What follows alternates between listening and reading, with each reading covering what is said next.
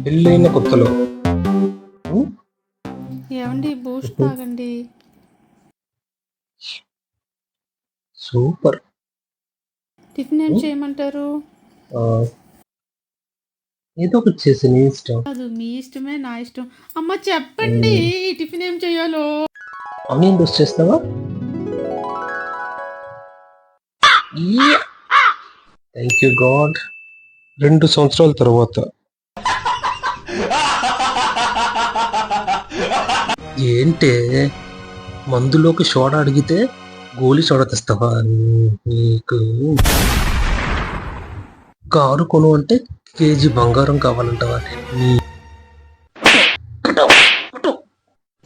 रुको जरा सबर करो। ఏవండి కాఫీ పెట్టండి.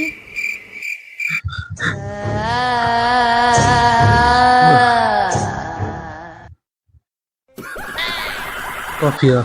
పెడతాను, పెడతాను.